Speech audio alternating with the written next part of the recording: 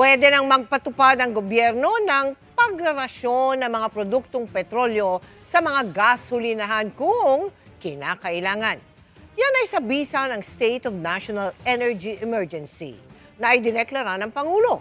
At sa bisa ng Executive Order 110, naglatag din ng mga paraan para tiyaking sapat ang oil supply, maaayudahan ang mga nangangailangan at mapapangalagaan ang kabuhayan at ekonomiya ng bansa. Yan ang tinutukan ni Ivan Mayrina.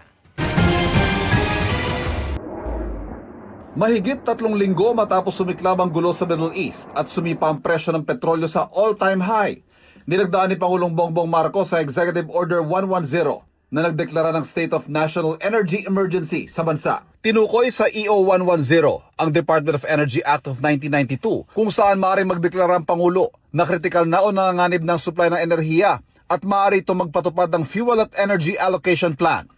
Sa nasabing batas, nakasaada sa ganitong panahon, maaaring magpatupad ng Fuel and Energy Allocation Plan at iba pang hakbang gaya ng pagrarasyon ng fuel at iba pa. Sa EO ng Pangulo, walang binanggit na pagrarasyon. Dito inilatag ang tinawag na uplift o ang unified package para sa kabuhayan, industriya, pagkain at transportasyon. Layo nitong masigurong sapat ang supply ng enerhiya, maayos sa paghahatid ng mahalagang serbisyo, tuloy-tuloy ang komersyo, matiyak ang kapakanan ng mga mamamayan, lalo na nasa vulnerable sector, at mabawasan ang epekto ng gulo sa Middle East. Para dyan, binuo ang Uplift Committee na pangungunahan ng Pangulo. Kasama niya ang mga kalihim na mga sumusunod na kagawaran: energy, transportation, social welfare, agriculture, finance, budget at economy planning. Imamonitor ng komite ang galaw at pamahagi ng supply ng petrolyo, pagkain, agri-products at ibang pangunahing pangailangan. Pati mga serbisyo tulad ng transportasyon, utilities tulad ng kuryente at tubig gripo, at serbisyong pangkalusugan. Bubuo rin ng komite ng mga pangmatagalang solusyon para bawasan ang konsumo ng petrolyo tulad ng paggamit ng electric vehicles, mass transportation at renewable energy. Ang Department of Energy o DOE, titiyakin tipid at sulit ang pagkonsumo ng enerhiya at aksyonan ng hoarding at manipulasyon ng supply. Pinapayagan din ng EO na bumili ng langis ang DOE at Philippine National Oil Company para tiyakin maayos ang supply ng kuryente, lalo't tag-init.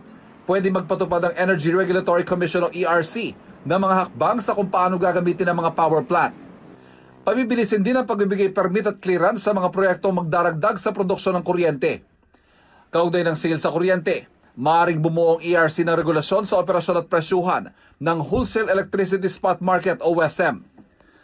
Ayon sa EO, tuloy ang fuel subsidy sa sektor ng transportasyon at ang discount sa mga pamasahe. Pabibilisin din ang paglalabas ng ayuda gaya ng para sa mga driver, magsasaka, mangingisda at mga OFW na ngayon walang trabaho. Rerepasuhin ang ibang gastos sa transportasyon para mapababa tulad ng toll at mga singil sa airport. Tututukan din ang presyo ng mga pangunahing pangangailangan sa agrikultura. Babantayan ang epekto ng krisis sa piso at ekonomiya.